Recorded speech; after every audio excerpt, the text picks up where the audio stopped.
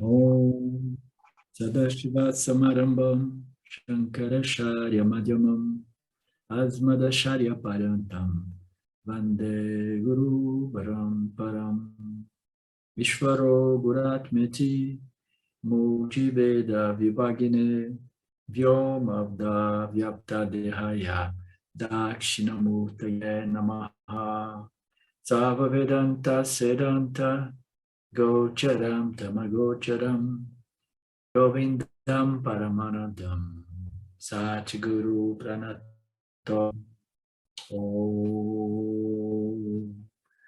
Shati Shati Om Namastê, bem-vindo todos. Nós estamos... Qual página? 12. Então, dando continuidade, o Swami, o Lord Krishna, né, estava explicando, não existe escolha entre Karma Yoga e Jnana Yoga, né, a questão de qual caminho, né, tomar, assumir, pegar, né, se seria o caminho da ação e da experiência ou do estudo e da contemplação e da compreensão. E ele diz que podem né, um contra o outro, porque ambos são igualmente necessários, né? A ação, o karma, irá preparar o complexo corpo-mente para a contemplação, o estudo, a contemplação e a assimilação de ensinamentos, né? Nós já compreendemos bem, né, o porquê que a ação é mais indicada para quase todos nós, porque nós somos pessoas mais rajásicas, mais extrovertidas, né, de temperamento, né? Então as pessoas lá são sentadas, né, sem fazer nada. E você já pega um ocidental, né, e coloca nada, né? Se você vai na Alemanha, né, a primeira vez que eu fui morar na Alemanha, eu ficava chocado de ver que ninguém conseguia ficar parado. Todo mundo tinha que estar fazendo e fazendo alguma coisa útil, né? E intensamente.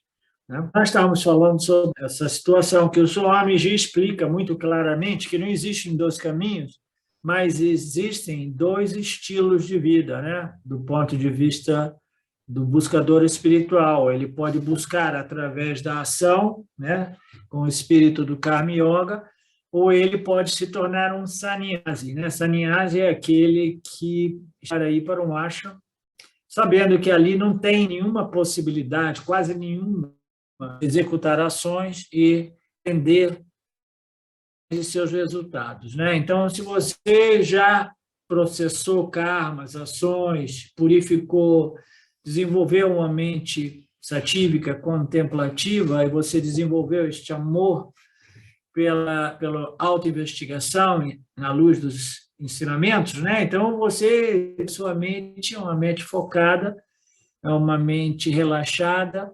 sem aquela inquietação das pessoas muito rajásicas, né? Então, você estaria pronto para entrar no ashram e se tornar um sannyasi. Caso contrário, é melhor permanecer no mundo.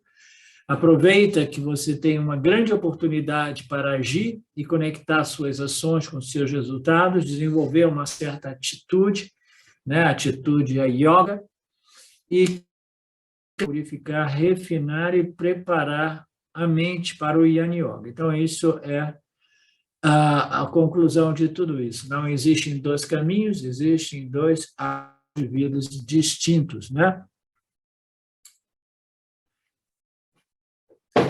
Então, Krishna diz para aqueles sannyasis, né, aqueles com mentes muito contemplativas, um determinado estilo de vida é projetado. E para eles, né, é apresentado, né, uma investigação.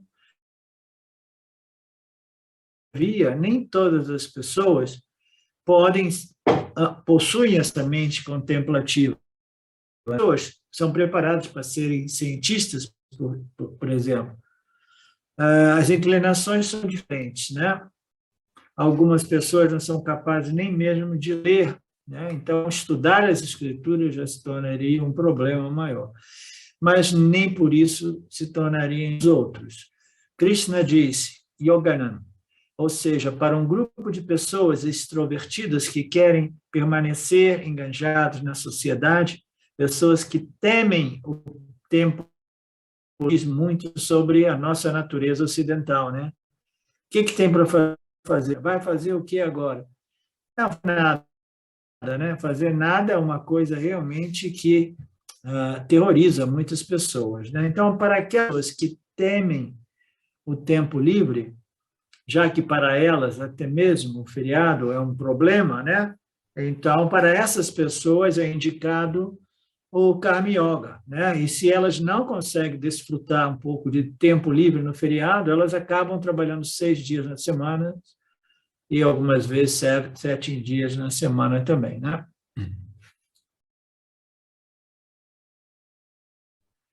Ok. Portanto, Krishna diz para essas pessoas mais ativas, mais rajásicas, para elas permanecerem ativas, que o Karma Yoga é o ideal para elas. E ele diz naquele verso, né, anterior, eu prescrevi esse estilo de vida governado por ações, né, governados por sacrifícios, né, sobre o qual falaremos mais adiante, regida por uma vida ativa, de ação, de contribuição, vida ativa de serviço. Portanto, ambos os estilos de vida estão lá. Okay? Então, os dois estilos de vida já foram apresentados repetidamente. Passamos para o verso número 4. Ao evitar a ação, a pessoa não alcança a liberação. Pela mera renúncia da ação, não se alcança a libertação. Isso é uma repetição do conceito, né?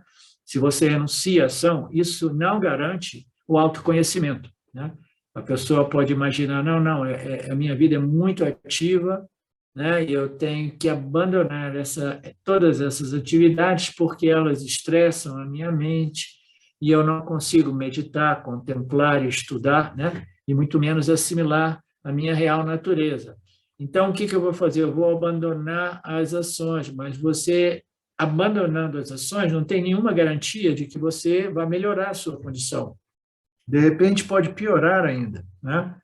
Porque as ações, às vezes, ajudam, né? Ajudam o indivíduo a se manter mais sano, né? Quando você para de agir, de repente, a sua insanidade vem à superfície muito mais claramente, e a mente pode ficar mais perturbada, né?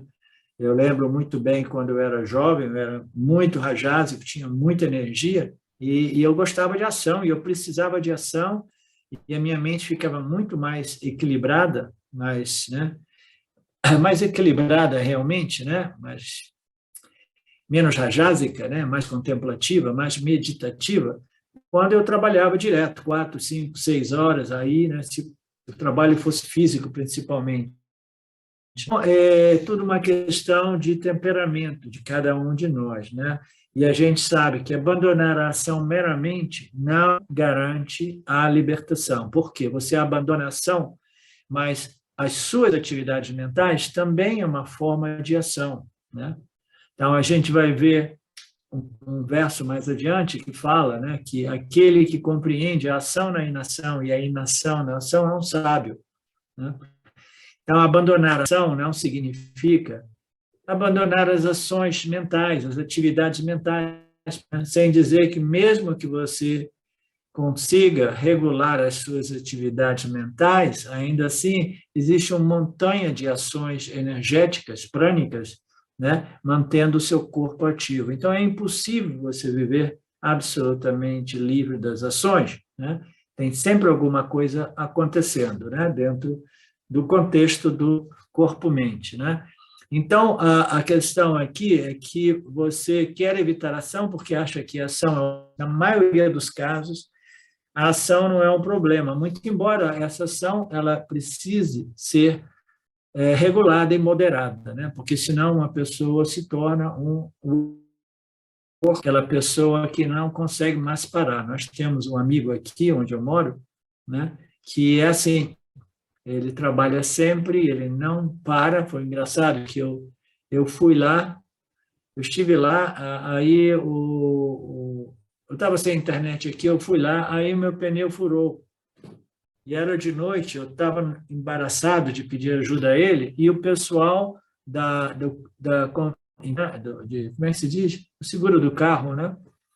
Ela, porque é muito distante, eles não tinham ninguém para me ajudar, e eu não conseguia tirar, eu entortei aquela chave, entendeu? E não conseguia tirar o pneu furado, né? Eu todo embranado. E aí, o que aconteceu? Eu encontrei ele na rua, falei com ele, ele falou, eu vou tirar. Ele tava para ir tomar um banho, para sair para jantar, ele acabou ficando 1 hora naquele projeto comigo. Você não pode imaginar o quanto ele feliz ficou. Ele parando, ele não foi tomar banho, deixa comigo, eu faço tudo sozinho. Foi um projeto difícil, a minha chave quebrou uma chave dele também, e a gente teve que encontrar soluções alternativas. Depois de 1 hora, ele trocou meu pneu, e eu estava tão preocupado de ter incomodado ele me deu um beijo e falou assim, eu amo fazer. Exatamente isso, ele me deu um beijo, ele falou assim, eu amo fazer. Eu falei, eu estou em de fazer, vou pagar o jantar, alguma coisa assim, mais que nada. Você não sabe o quanto eu amo fazer. Então, dependendo da natureza da pessoa, né, a pessoa não consegue parar de fazer, porque a ação ela se torna um mecanismo, né, que é unstoppable, que é, como se diz unstoppable? Que é impossível parar, né? Imparável. Imparável, obrigado. Estava sentindo a sua falta, Luciano. As dicas da língua, entre outras coisas. Antes eu tinha o Alex também.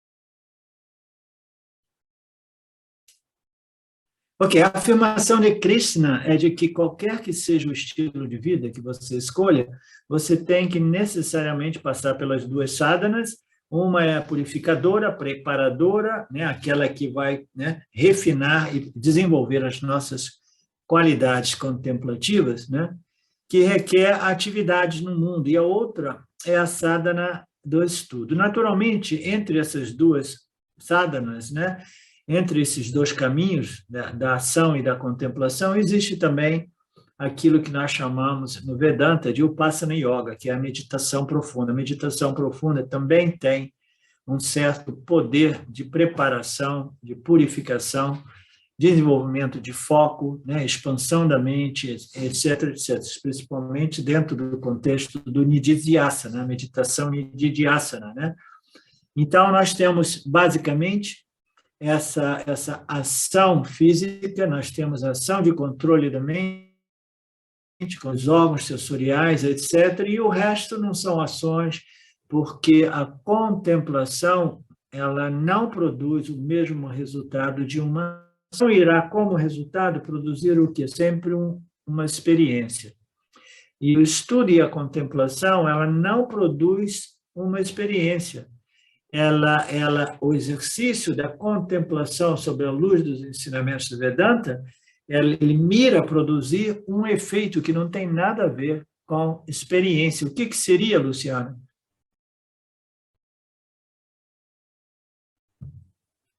É o entendimento, né? Então, conhecimento. Conhecimento. O conhecimento, a compreensão, né? Então, são 2 fins, 2 resultados distintos. Através da ação, a gente implementa uma modificação, né? Às vezes a gente piora as coisas com nossas ações, se elas forem inadequadas e indevidas, né? Então, a gente modifica uma experiência, né? Mas com a contemplação, né? O objetivo da contemplação é o conhecimento, né? É a assimilação de um conhecimento que não é deixando, muito embora venha a modificar o modo qual experiencia a si e o mundo, né? Mas o objetivo, né? Aquilo que mira, né? Aquilo que é o foco da contemplação é o quê? Se você for fazer uma atividade meditativa de controle, de disciplina dos pensamentos, das emoções, dos órgãos, etc., Esse também é uma ação sutil, uma ação mental de controle e disciplina, irá produzir uma experiência. Se existe somente um tipo de ação que não produz uma experiência, e a gente pode até argumentar e dizer, mas a contemplação também é uma ação.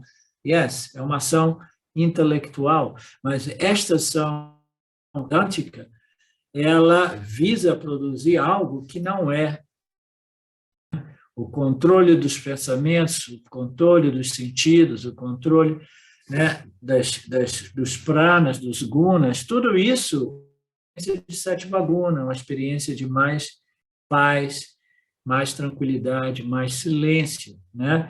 Mas a contemplação, ela não produz a contemplação, ela é desenhada para produzir o quê? A compreensão, a assimilação do conhecimento como revelado pelas escrituras do Vedanta. Né? Está todo mundo claro sobre isso?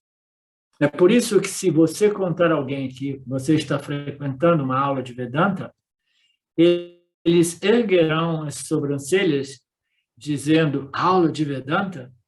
O que existe lá para aprender? Né? Aí tem aquelas pessoas que também elas vêm, fazem um curso de Vedanta, estudam por 1 ano, 2 anos, 3 anos, aí as pessoas vão dizer assim, nossa, mas você ainda não se graduou? Não completou esse curso? Você tem que estudar de novo? Então, as pessoas, elas ficam surpresas, né? Elas não compreendem esse tipo de... O que é para aprender lá? Muitos alunos que têm frequentado as aulas de Vedantas respondem, Ana retruca, o que há tanto? O que há tanto para eles sequer sabem o que há para estudar. Assim, o estudo das escrituras e também o estudo sistemático das escrituras, que requerem um pensamento profundo e focado, é um aspecto importante da vida, embora atualmente esta atividade, né, intelectual, né, esteja sendo esquecida. Nós estamos tentando reviver, né, o estudo, né, desses conhecimentos espirituais reveladores. Né? Posteriormente, eles dizem, Swamiji, né, os alunos ou as pessoas em torno dele, eu nunca pensei que existisse tanto significado em tudo isso, né? Porque no início parece uma viagem, no início parece uma filosofia, né? Tem pessoas que às vezes entram em contato comigo, às vezes pessoas que amigos de 20 anos atrás, alguma coisa assim, né? Aí eu sei que eles me encontram no Facebook e inevitavelmente no Facebook eles não entram no Vedanta Brasil, mas lá na minha página, eles vão ver algumas coisas em português, né? Aí ele já tem aquela sensação, nossa, o que aconteceu com esse cara? Ele mudou, agora ele está nessa, né? E é curioso, eu fico esperando para ver se eles tocam no assunto e as pessoas não tocam no assunto, elas não querem nem saber, mas eu fico imaginando o que passa na cabeça das pessoas. Assim, pô, esse cara deu uma pirada, agora ele está nessa de filosofia, né? Portanto, Swamiji dizia, eu nunca pensei que tivesse tanto significado, tanta profundidade esses ensinamentos do Vedanta, e eu já estou estudando há 3, 5 anos, e parece que eu vou encontrando sempre mais valor, sempre mais profundidade e significado, né? Você está explicando este verso por mais de 20 minutos, né? Uma pessoa estaria dizendo ao Swamiji. O outro, você levou 40 minutos num simples verso. Eu estou apresentando apenas uma pequena parte do comentário destes versos. Se eu tivesse que elaborar esses versos, né, eu levaria 10, 15 aulas para elaborá-los. Né? Quanto mais tradicional for a exposição dos ensinamentos, mais prolongado eles são. Né? Estudei, eu vi os vídeos de uns campos de estudo de Vedanta lá na Índia, no qual o guru, né, o Swami, fazia uma exposição que durava uma semana e não passavam de 3, 4 versos. Mas ele desdobrava, mergulhava, elaborava, né? Esmiuçava, sempre mais, sempre mais, sempre mais. Esse é o estudo mais tradicional, né? Diferente do estilo rápido, né? Americano de James Swartz, né? Eu termo, né? Porque eu curti mais, né? De elaboração de modo mais profundo, detalhado de cada verso, né? Eu desenvolvi essa apreciação estudando com Swami Paramarthananda, como vocês sabem. Ok. No ashrama, quando estamos estudando o ashrama, vimos que Shankaracharya, que é muito profundo, precisou de 15 dias contínuos para um simples mantra. Só no Shankara Vyasham, para uma linha dele, escreve cerca de 15 linhas. Você pode estudar a vida inteira o Vedanta e teria exaurido apenas 1/100 das nossas escrituras. Né? 1/100. Portanto, existe muito nas nossas escrituras que são importantes. Por isso, inicialmente, Krishna deseja enfatizar a importância da ação, dharma. Mais tarde, do conhecimento e da contemplação, o jnana,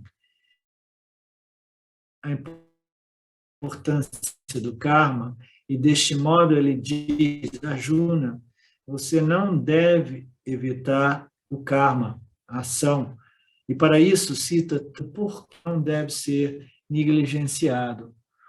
Por que a ação, né, não deve ser negligenciada? Né? A primeira de verso, né, nós estamos falando do verso, né, que coloca, né, claramente que tem, né, a moksha, o autoconhecimento, evitando a ação, né, a mera renúncia. Então, isso significa que as ações são importantes, né? E aqui ele vai explicar mais em detalhe a primeira razão do porquê desta afirmação, né? A primeira razão é que, ao evitar a ação, ou desistir ou renunciar à ação, você não vai obter o autoconhecimento, você não se libertará do samsara, você não pode ter paz de espírito, fugir dos seus papéis sociais, do seu papel como general do exército, você não terá paz se você for contra, né, o seu swadharma, né, aquilo que é esperado de você. Assim, quando temos muitos papéis, muitos deveres e responsabilidades, nós, Swamiji, eu quero correr, eu quero fugir, eu quero sair da minha vida, eu quero chutar o balde, eu quero encontrar um ashram, uma caverninha em Tiruvannamalai, né? E aí eu, Swamiji, né? Aí ele diz assim, tá, quer correr para mim, quer fazer um ashram, né? As pessoas vão para o Swamiji constantemente diziam para ele, não sei se eles pararam de dizer assim, vamos fazer um ashram, Swamiji, vamos fazer um ashram. E ele sabe que as pessoas estão querendo fugir dos karmas deles, né? Aí ele diz assim, então tá, vocês querem fugir da família, fugir dos negócios, etc., e correr para cá e abrir um ashram comigo, né? Então eu, no final, é que vou ser a vítima de vocês, né? Eu vou ser o seu ashram, o ashram de vocês, né? E aí eu é que vou ficar amarrado no samsara. Quando o seu samsara termina no mundo, o meu vocês, né? Porque agora você e eu sou a vítima, né? Totalmente preso no tram, né? Desse ashram, né? Desta forma, nós sempre temos problemas. Sempre que temos problemas, nós pensamos em fugir. Que fugir seja a solução e que isso trará a famosa, né, resolução mental, né? Mas, de acordo com as escrituras nossas, o problema não é externo, o problema é interno. Vocês estão me ouvindo? O problema não é externo, o problema é interno, ok? De novo, não significa que nós vamos permanecer numa vida extremamente rajásica. Não.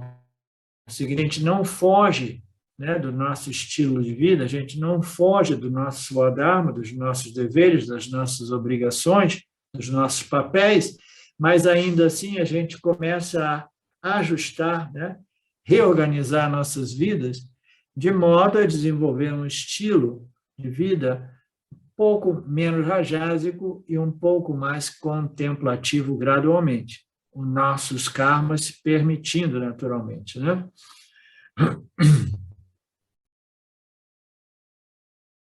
O problema está dentro, mas o erro muito comum que cometemos é pensar que o problema está fora, o problema está no negócio, o problema está na família, né?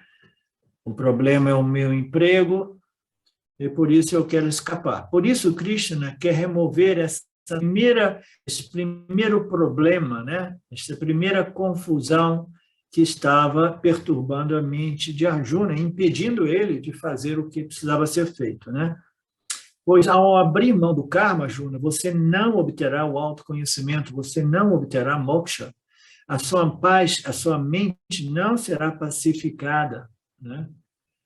Então, ele diz a Arjuna, não lê os loka por estarmos evitando atividades, responsabilidades, não lemos os loka karma, por estarmos evitando responsabilidade, obrigações, serviços, mas a pessoa não pode atingir moksha, ou espírito, ou shanti. Ao renunciar à ação, você não há muito sânscrito ali, este equívoco, né, esta noção equivocada de que existe alguma coisa na minha vida que está errada e eu tenho que mudar externamente as circunstâncias, as coisas, as pessoas, a casa, o emprego, né? A gente quer mudar as coisas fora, né? É um equívoco muito comum, né?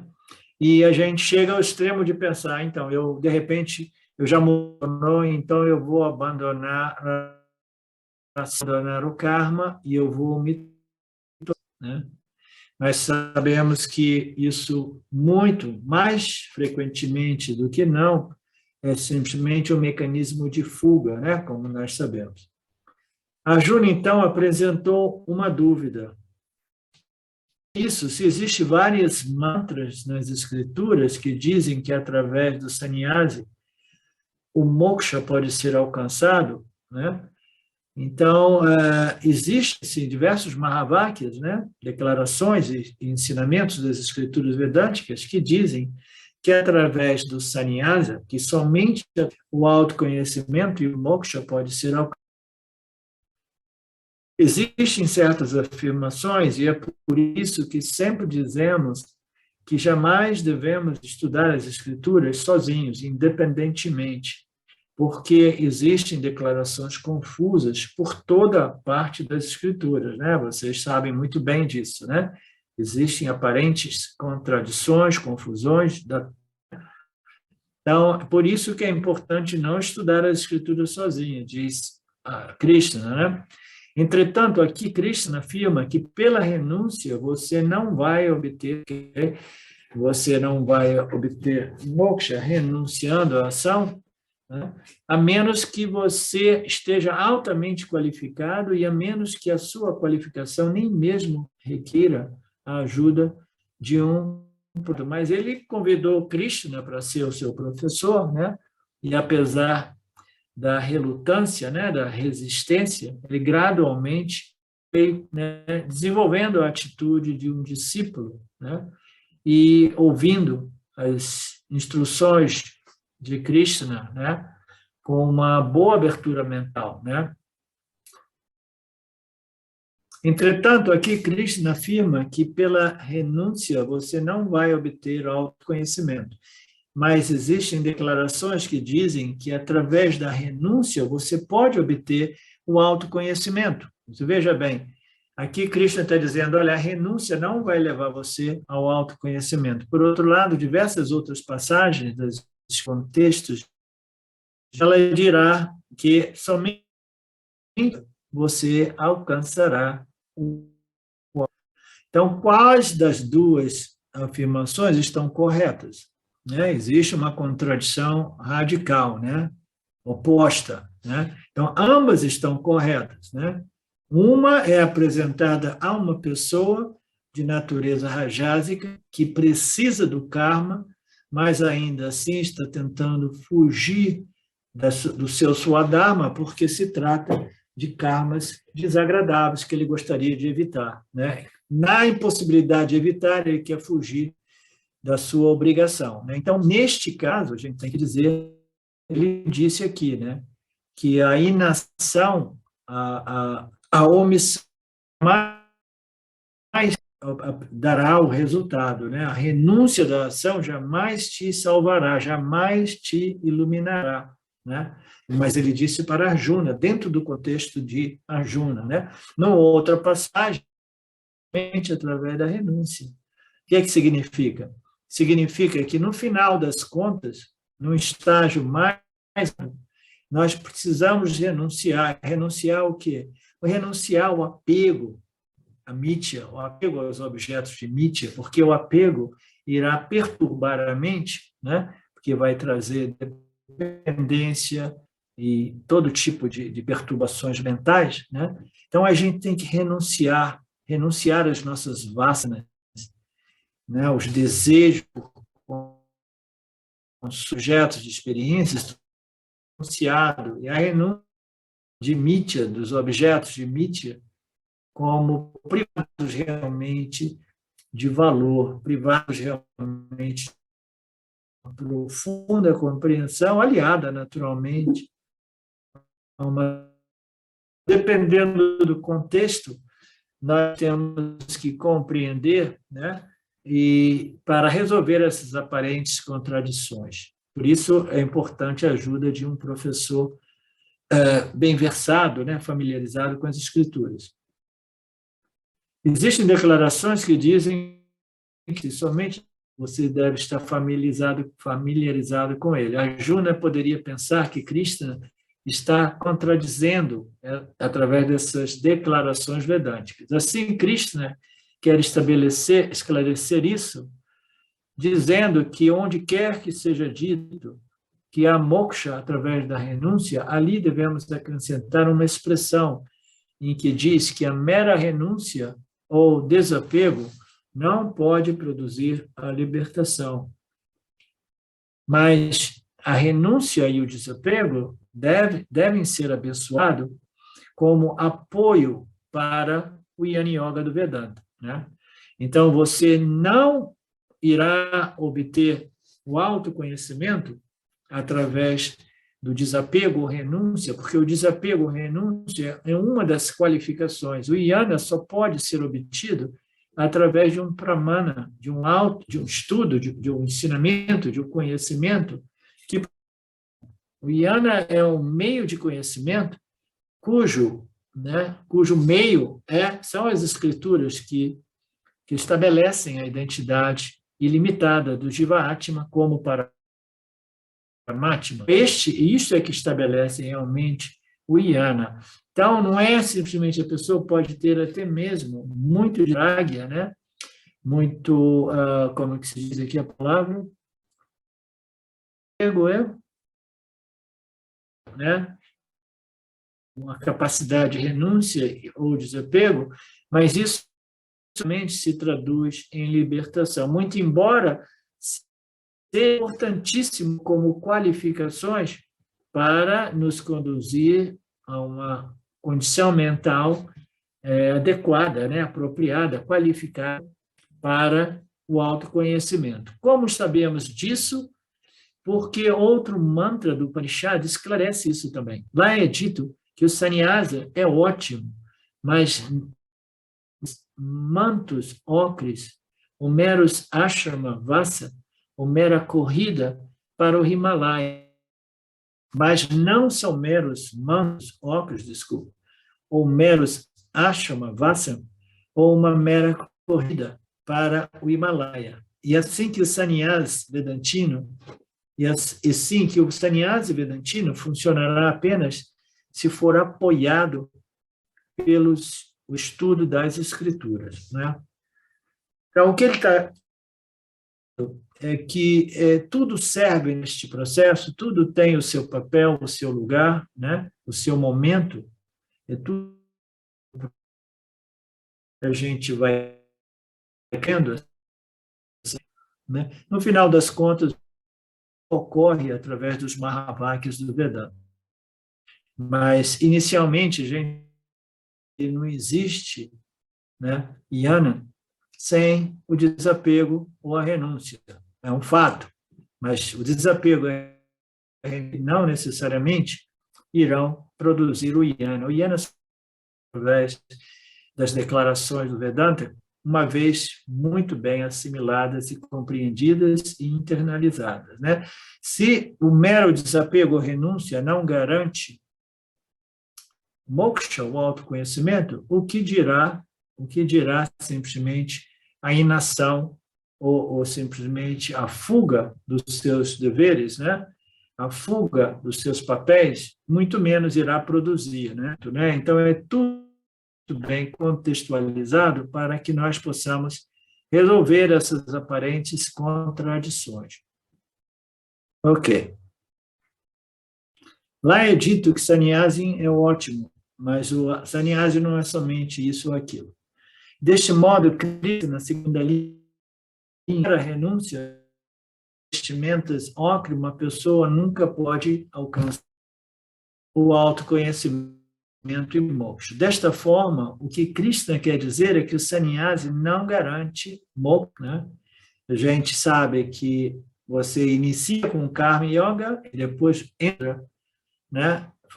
Você se torna um sannyasi, né? É tradicional, mas você pode ser um sannyasi no mundo desde que você tenha desenvolvido uma mente renunciante, né? Uma mente contemplativa. Então, você tem o sannyasi interno, né? Você já não está apegado às coisas, você já não tem uma mente perturbada pelas coisas, né? É um outro modo de compreender este sannyasi interno, né? Então, aqui dizer sannyasi de ir para uma caverna, ou ir para um ashram, né? Ou ir para a floresta para viver associado a um guru, não a garante, né, de autoconhecimento. Se o sannyasi quer obter o autoconhecimento, fácil é aquele que deixa o sannyasi livre, fazendo com que todos fiquem como no livre Upanayana, aceitação de um aluno por um guru. Assim como num casamento livre, encontra muito dentro do contexto védico, né? Que não é relevante para a gente. Isso, nada disso irá te liberar para você estudar o Gita, permanecer, né, engajado em suas vidas, até que você desenvolva a qualidade sannyasa, né, internamente, que é o que realmente conta, né? Não é a aparência externa deste estilo, mas é a condição interna, né? A atitude, a qualidade interna de uma mente sannyasa. Portanto, Krishna declara, né? Sannyasa na Deva. E porque Deva é importante aqui. O que significa este Deva? Que significa que uma mera renúncia não pode, né? Uma mera renúncia não pode. Então, o que irá produzir esse moksha? Somente o conhecimento irá produzir moksha. Ele terá o segundo argumento no próximo verso, né? O primeiro argumento, simplesmente, né, de que a renúncia da ação não garante o autoconhecimento.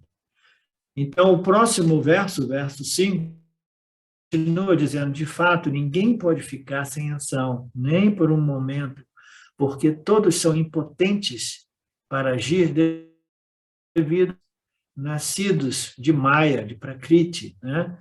Então, aqui ele apresenta esse outro verso muito famoso, né? é que ninguém consegue ficar livre da ação, nem mesmo por um simples momento, mesmo que o corpo não esteja compulsivamente agindo, sabe? O corpo rajásico de Shimayananda não conseguia ficar quieto, né? Você pode ver nos vídeos, ele cruzava as pernas e as pernas dele ficavam balançando o tempo todo. Ele, de carro, né?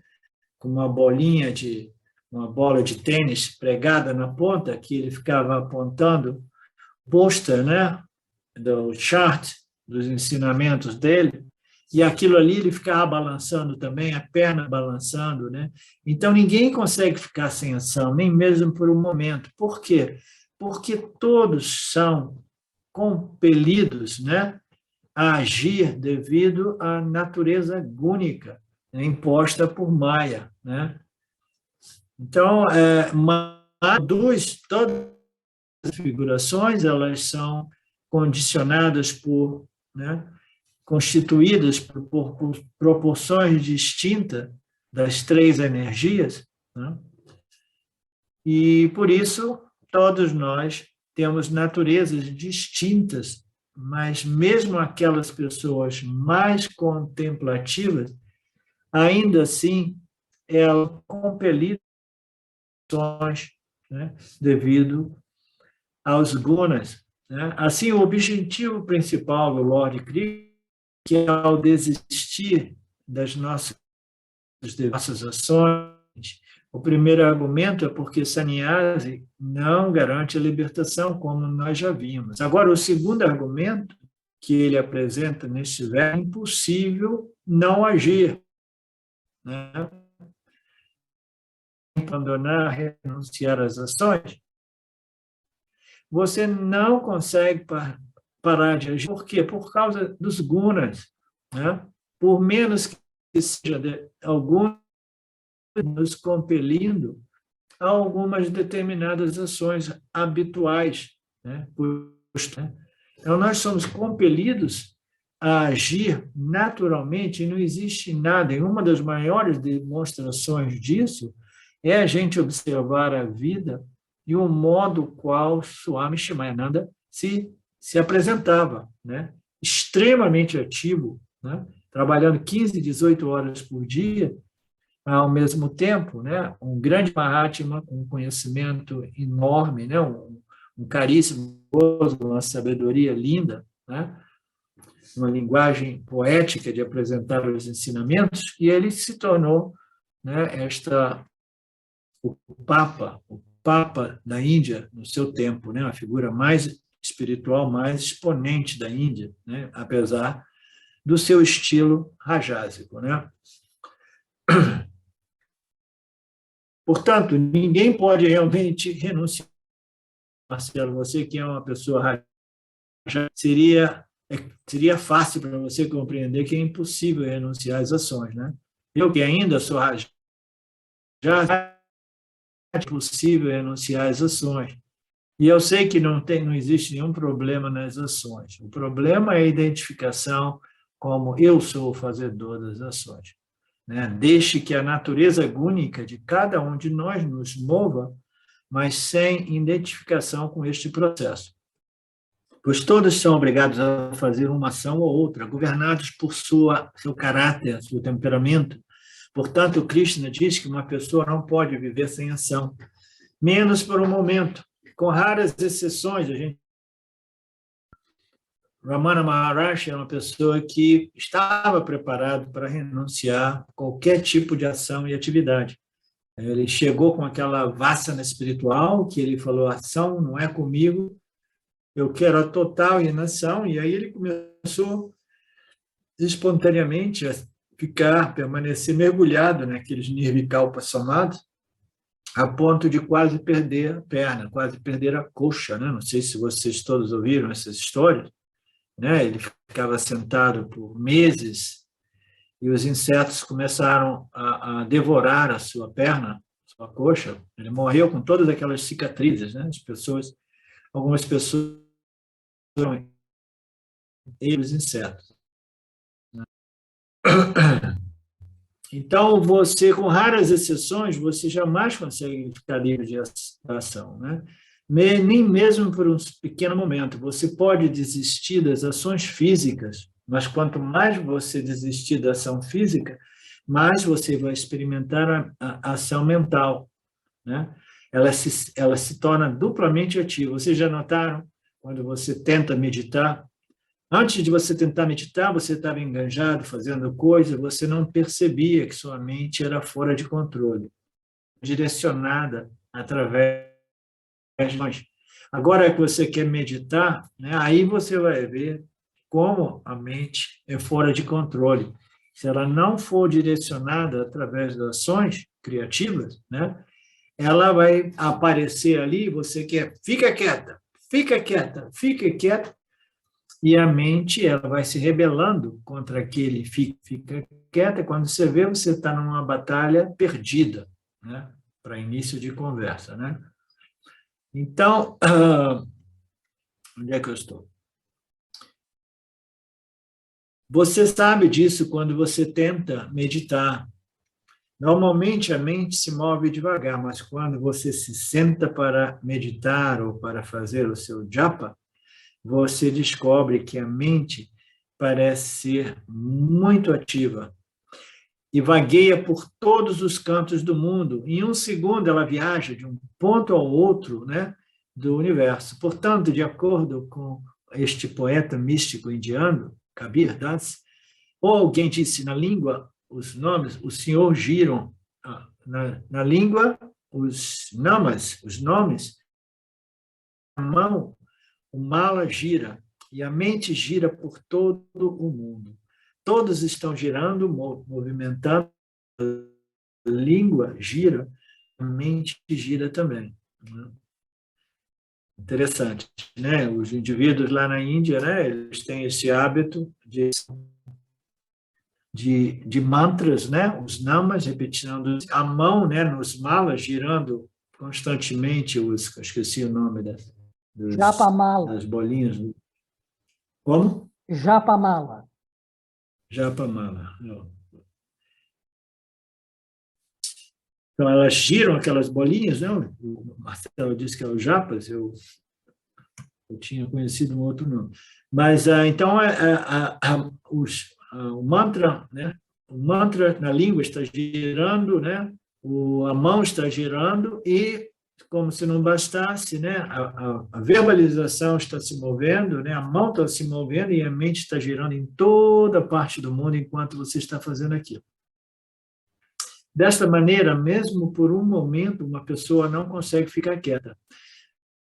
Porque cada pessoa é obrigada a executar uma ação ou outra devido à movimentação dos gunas, os gunas de Maya, os gunas de Prakriti, né? Prakriti, esta natureza de tudo e de todos. Uma das definições de Prakriti é a natureza essencial desta manifestação, que são os 3 gunas, né? O espelho macrocósmico de Maya, né, no qual Ishvara, né, emerge, né, e a partir das outras gunas, o Jiva e o Jagata. Né? Aqui ele fala sobre Maya. Prakriti significa Maya. Maya é a causa fundamental, básica da criação. Prakriti ou Maya é a causa do universo. E Maya possui 3 gunas. E essas 3 gunas, elas são os blocos de construção do inteiro universo. Essas 3 gunas, elas permeiam a inteira criação, o inteiro universo é permeado por essas gunas. Dessas gunas, nós temos os elementos sutis. Dos elementos sutis, eles se manifestam, né, como espaço, ar, etc, etc, etc. Se você fizer um ornamento de um pedaço de ouro, qualquer que seja a composição do ouro, esta será também a composição do ornamento. Se a composição tiver 6% de impureza, os ornamentos também o terão. Né? Então, todas as configurações de Maya, eles possuem os mesmos gunas. Né? A única diferença é que cada um de nós possui uma proporção distinta, mas fundamentalmente esses gunas, né, eles permeiam cada um de nós, é a nossa natureza intrínseca, que a gente pode dizer que é a nossa natureza maia, né? Porque maia são as três energias. A regra, então, é os traços do Karanam, a causa, se apresentarão no efeito também, né? Então, o que existe na causa se manifestará no efeito, né? No caso das configurações de ouro, né? Dependendo da concentração e as impurezas, todos os ornamentos seguirão o mesmo padrão, né? Igualmente, os traços dos pais, os nossos pais, se apresentarão nas crianças também. Dizemos que é genético neste caso, né? Portanto, existe uma predisposição de certas tendências em cada um de nós, incluindo tendências para doenças, né? Tudo isso nasce da nossa natureza gúnica, né? Os gunas, as nossas predisposições. Da mesma forma, se Maya tem 3 gunas, toda a criação também possui os 3 gunas. Seja a mente ou o intelecto, a única diferença entre os seres humanos é a proporção dos 3 gunas, como eu estava explicando, né? Se for mais sattva, será sattva pradana. Ele será contemplativa, né? Meditativa. Se for Raja Pradana, uma predominância de Raja, né? Ele será uma pessoa ativa, né? E se for Tamas Pradama, ele será uma pessoa preguiçosa, né? Todos serão governados por esses 3 gunas, mas em proporções distintas, né? E essas pessoas se envolverão em atividades distintas, né? E as mais tamásicas irão evitar atividades, mas ainda assim farão algumas atividades, é impossível evitá-las. E Krishna arremata dizendo que os seres humanos são indefesos, impotentes, digamos, a essas forças, né, dos gunas. Impotente porque ele é conduzido a uma atividade ou outra. É por isso que, curiosamente, se você quiser se observar, mesmo quando assistimos a aula, ou palestras, ou qualquer coisa, as mãos e as pernas não ficam quietas, ou poderemos estar roendo as unhas, ou esfolando o lápis ou a caneta num papel. Tem pessoas que realmente estão ali com o papel fazendo isso, prestando atenção na classe de Vedanta, e quando você vê, eles estão desenhando umas coisinhas, mas é simplesmente como é que se diz? Uma válvula de escape para o Rajoguna. Muitas vezes a pessoa está prestando atenção, mas ela tem que fazer alguma coisa, e por que não desenhar alguma coisa no papel? Quase que inconscientemente, mas tem uma descarga de Rajoguna, que é alguma coisa que não é nem mesmo, como se diz, não faz nem mal a ninguém, porque, né, às vezes produz um equilíbrio justo, né? E Krishna Arjuna está dizendo isso, né?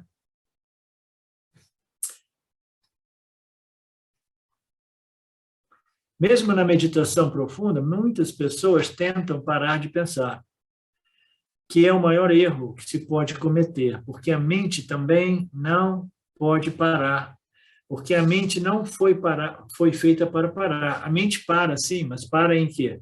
No estado de sono profundo, né? Quando nós entramos no estado de sono, a mente para. Aí daqui a pouco ela aparece de novo e produz o mundo dos sonhos e o sonhador, né? Mas durante o dia, durante o estado de vigília, a mente ela foi está ativa, né? Algumas mais ativas, algumas menos ativas. Uma mente muito ativa, como nós perturbadora, né?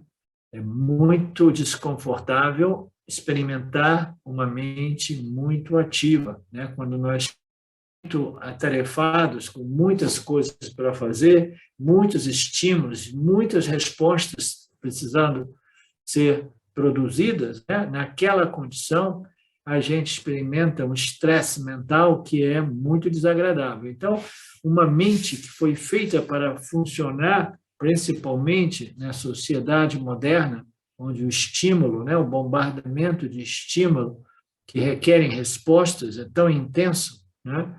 Nos velhos tempos, a gente ia para o trabalho, no escritório, você tinha uma coisa para fazer aqui, uma coisa para fazer ali.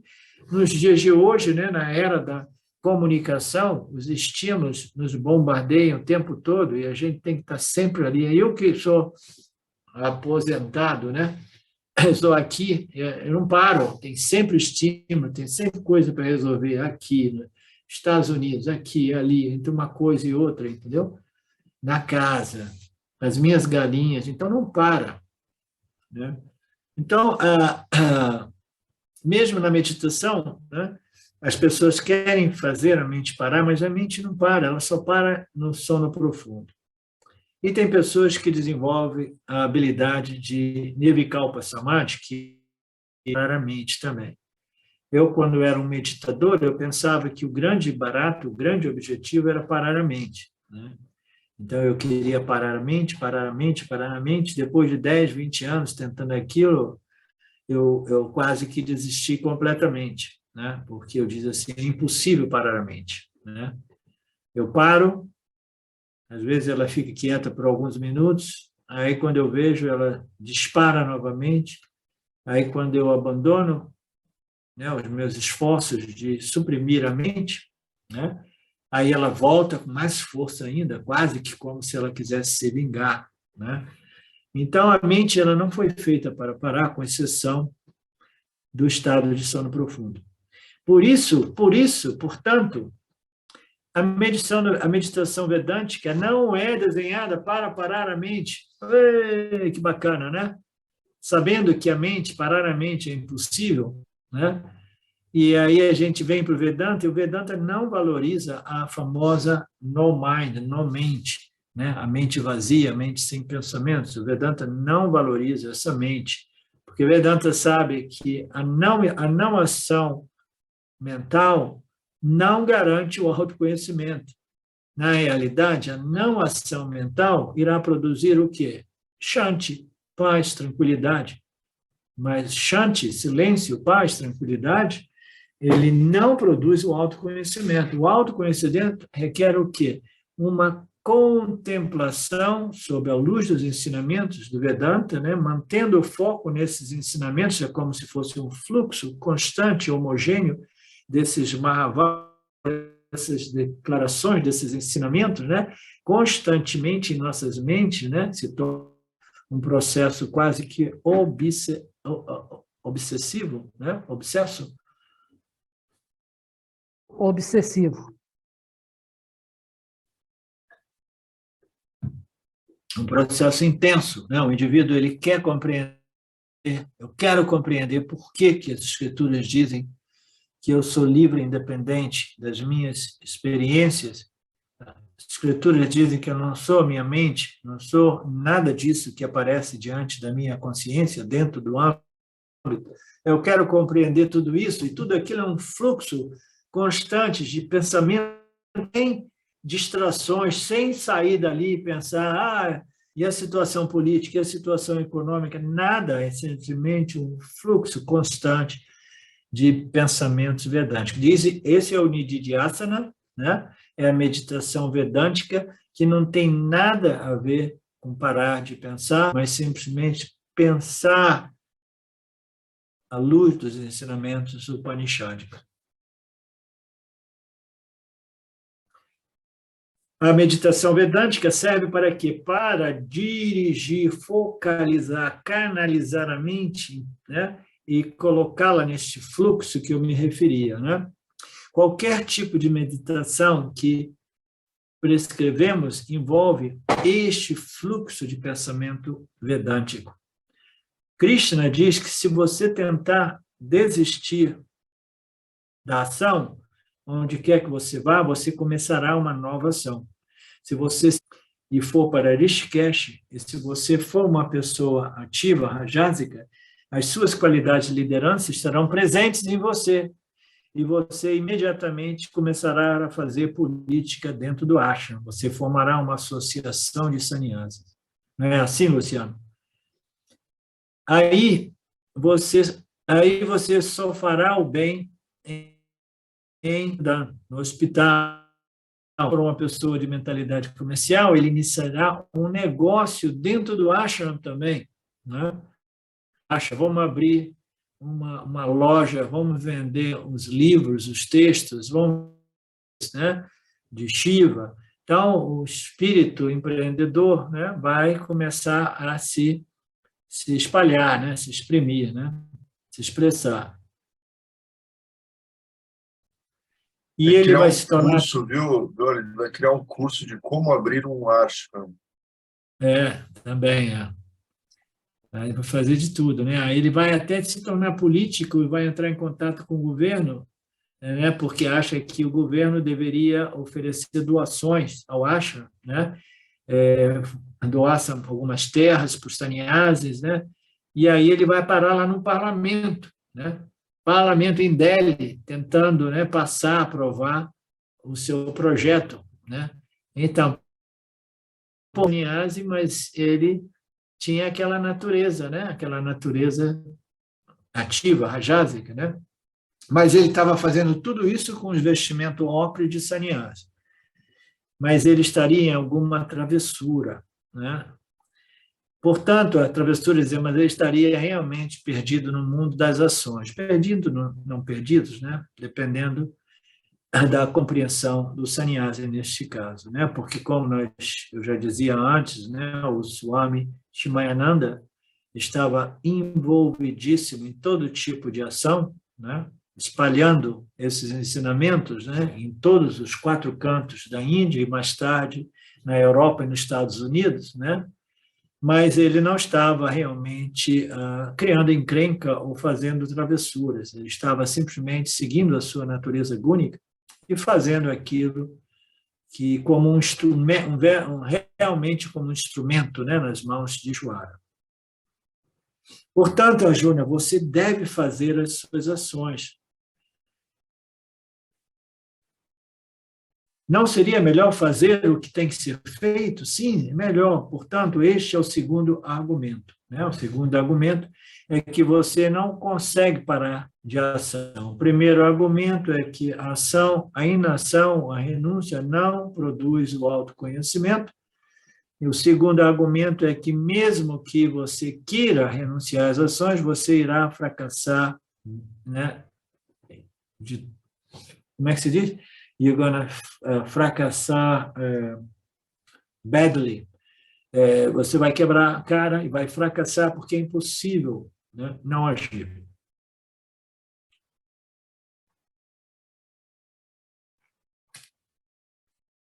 Ok.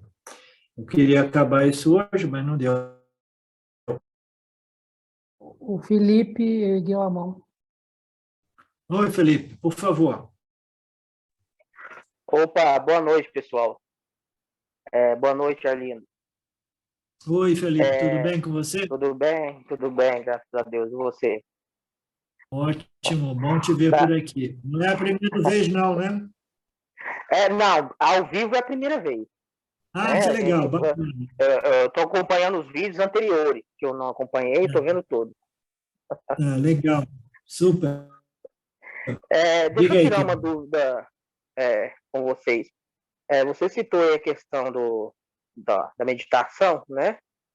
Que a meditação, que a gente chama de shamatha, os budistas chamam de shamatha, aquela meditação para acalmar a mente, né? Para eles são fundamental, porque a partir daquele ponto, né, você pode fazer suas reflexões melhor. No Vedanta também não é assim? Tipo assim, quando você acalma sua mente, o Vedanta, você tranquiliza a mente, não fica mais fácil a discriminação, a autoindagação, a autodiscriminação? Sim.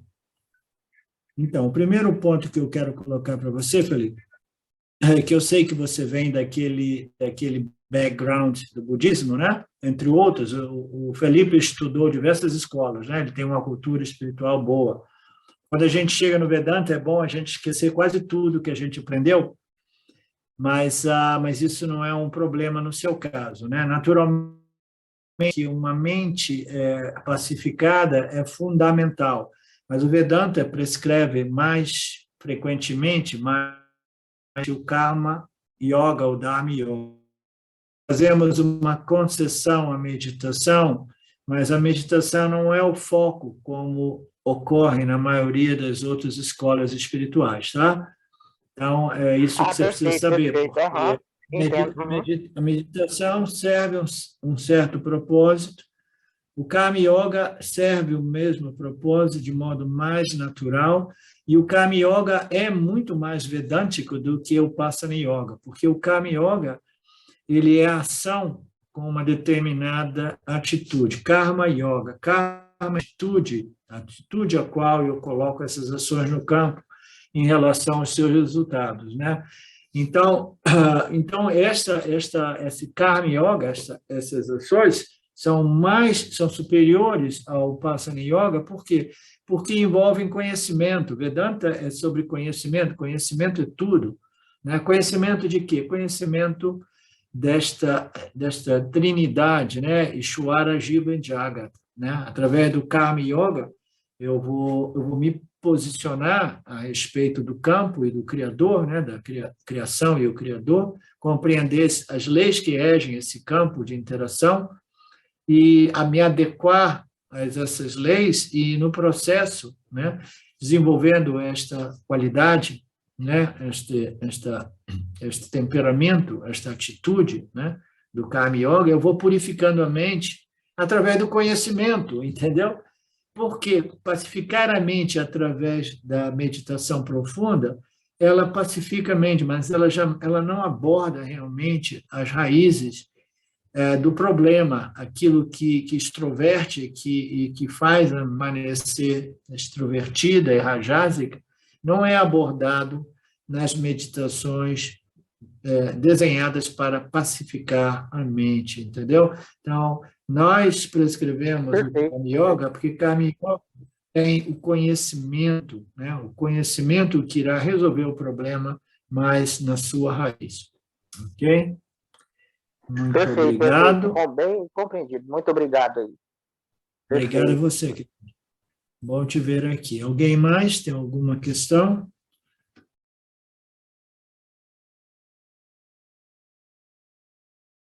Ok. Om Purnamada Purnamidam Purnamudachyate Purnasya Purnamadaya Purnameva Vashishyate Om Shanti Shanti Shanti. Namastê. Obrigado a vocês. Até a próxima. Ishvara permitindo. Arrivederci. Olá. Queria trazer aqui para vocês o quanto eu tenho me beneficiado dos ensinamentos do Vedanta. Esses ensinamentos do Vedanta, eles mudaram a minha vida, o meu estilo de vida, né? A partir de uma compreensão sobre Jagata, o mundo, sobre essa pura inteligência, Ishvara, sobre o Jiva, né? A mente, o funcionamento, sobre a aplicação do Karma Yoga diariamente na vida, o quanto isso beneficia a purificação da mente, né? Para poder daí acessar aquilo que é mais valioso. Aliás, eu diria sem valor estimável, inestimável, né? Uma riqueza profunda, que é a compreensão sobre os ensinamentos de Satya, a consciência, a existência ilimitada que sou. Bom, eu sou uma aluna de Vedanta, desse grupo Vedanta Brasil, que iniciei a jornada, estou no começo da jornada, mas essa jornada seria impossível sem o apoio diário de um professor qualificado, o professor Arlindo Nagar, nosso professor, que dedica a sua vida, que dedica as batidas do seu coração exclusivamente para o ensino do Vedanta. Ele gosta de usar a frase, o coração que se doa recebe. Então ele é esse coração que doa. E aí a minha pergunta e o meu convite é: e você? Tem se beneficiado também dos ensinamentos, da compreensão, da clareza desses ensinamentos que são trazidos para nós? Sim? Se sim, o coração que doa recebe.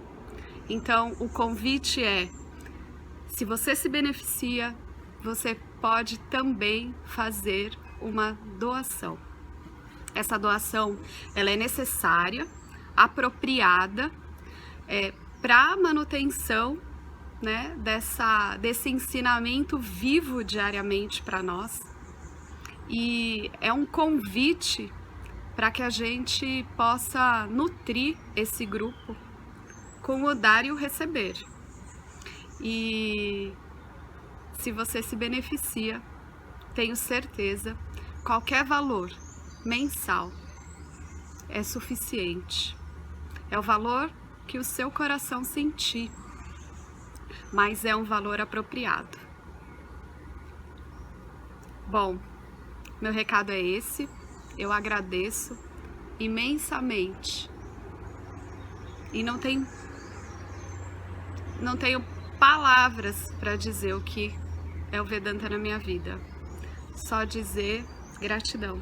Gratidão, Ishwara, gratidão, professor, gratidão a Sampradaya, gratidão. Obrigada.